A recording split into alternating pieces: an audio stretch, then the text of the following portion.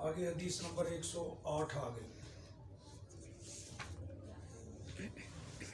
اس کو روایت کر رہے ہیں حضرت عقبہ بن عامر، صحابی ہیں.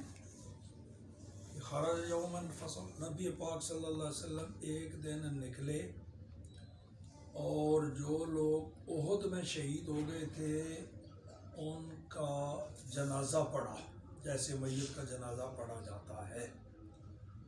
یہ اس وقت نہیں جس دن شہید ہوئے، غزوہ احد والا دن نہیں ہے، بعد میں کسی دن ایسا کیا رسول اللہ نے. تو عقبہ بن عامر بتا رہے ہیں کہ وہ ایسا ہوا.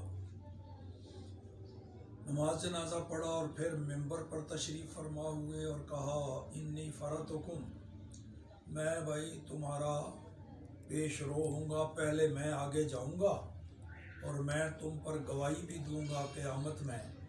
میں آج بھی اپنے حوض کو دیکھ رہا ہوں، حوض کوثر کو، اور مجھے زمین کے خزانوں کی چابیاں عطا کر دی گئی. یہ حوالہ نوٹ کر لو. اوتیت مفاتیح خزائن الارض، قد اوتیت مفاتیح خزائن الارض، میرے اللہ نے روئے زمین کے خزانوں کی چابیاں مجھے عطا فرما دی. تو اب پھر مالک و مختار ہو گئے.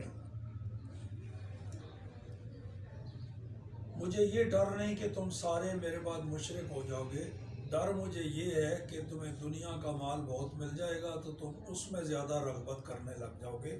یہ فکر مجھے کوئی نہیں کہ تم پوری قوم جو ہے مشرک بن جاؤ گے جیسے پہلے نبیوں کی قومیں